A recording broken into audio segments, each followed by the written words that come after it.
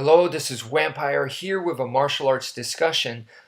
First, before I go into the meat and bones, let me share a quick story. When I was in college, this was around, like, let's say UFC 10, around that time.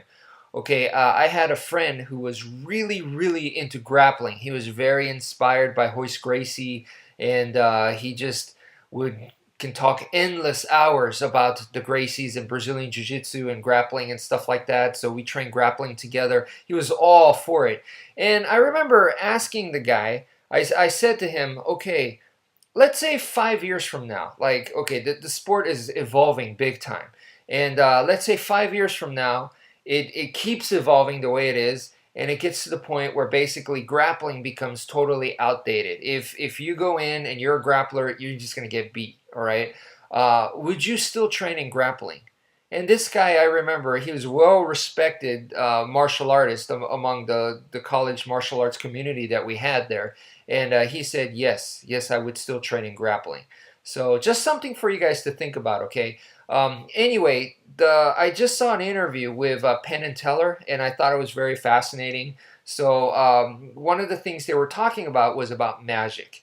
And there were basically, from my understanding, three general ways to present magic to the audience, okay? Number one is basically where you are presenting to them that the magic tricks and the illusions that you're doing, all of that is real. That you're this mysterious guy, you have, who knows, special mutant powers, or you've made a pact with the devil, or who knows what, that you have psychic abilities, that what you're doing is real, and the audience is gonna believe it, and they're thinking, oh my gosh, the world is full of strange and mysterious things that you cannot explain. Not everything has a rational or scientific explanation for it. This must be real, or something along those lines. I got goosebumps. I felt like I saw something that it was unnatural. That's how the audience is going to take it. So you're presenting it to them as it's real. The second method is the polar opposite, where you're saying, you know it's fake, I know it's fake, I'm not hiding it, and I'm telling you, this is a trick. There's stuff that I'm not going to tell you how I did it, but we both know this isn't real. Just enjoy it, okay? And then number three, which is kind of a mix of the two, where basically you're doing a presentation where the audience may or may not believe it, but they're gonna leave thinking for sure that maybe 70% of magicians and magic shows are fake, but there is a 30% that's very real. Maybe less than that, but maybe 20%, maybe 10% can actually be real. Maybe 10% of the tricks out there's no trick. It's the real deal. Okay, so it's kind of a little bit of a mix mash of that. And how does this relate to martial arts? Well, I was just thinking with martial arts, one of the big debates and stuff that people go into style versus style. Your style is not effective. Mine is effective. They get into all these heated arguments and stuff. It really comes down to self-defense. Can you do it for real in a self-defense situation? And the same thing can be applied here. Three general ways of how the instructor presents his system. Number one is it's real. If you train in my system, for a certain amount of time, then you will be able to walk out of here and you will be able to defend yourself on the street. You will be able to do it. It's real stuff. I'm teaching you the real deal. So that's one presentation. Number two, polar opposite, okay? Saying that there is absolutely no guarantee, you train martial arts with me, there is absolutely zero guarantee that when you walk off onto the street, you will be able to defend yourself. Zero, none, okay?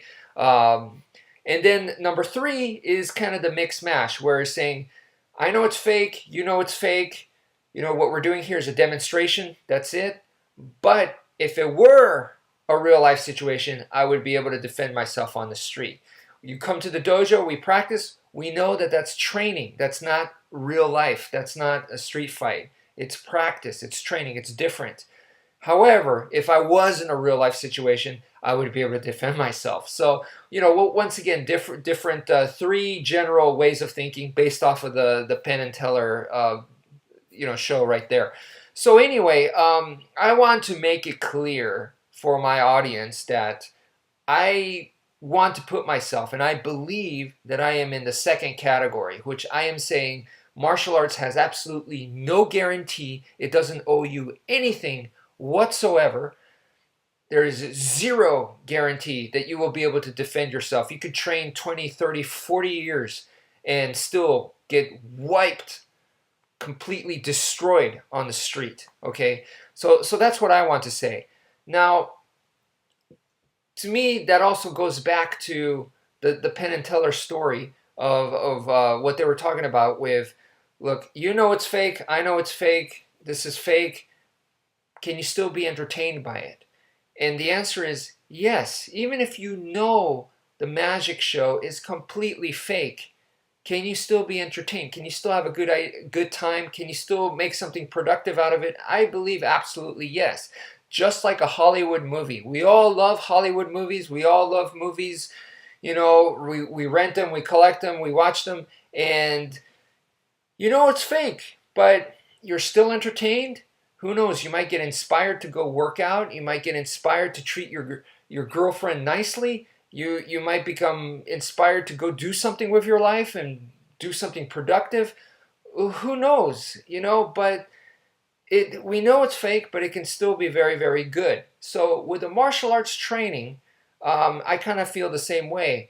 There's no guarantee whatsoever. Can you still train in martial arts, want to train in martial arts, and still benefit from it?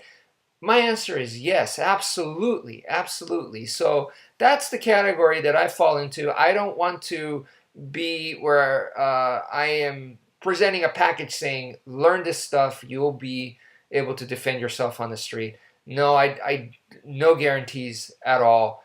If you're going to train in martial arts, do it because see it for what it really is. There's plenty of people on the street that have zero training that they're formidable on the street. I don't know if it's just genetics, the environment that they grew up in, that they're mean and nasty. There's plenty of people on the street, zero training, that will wipe the floor with you, or they're vicious. They're vicious, and to go up against something like that, all right, it's once again, there is zero guarantee. So what I'm saying is that to see it for the truth. See it for the truth, and then will you still practice it? Will you still practice it? And for me, it has been a big yes, and I have enjoyed it most of my life, and I will continue to do so. So thank you for watching, and take care, folks.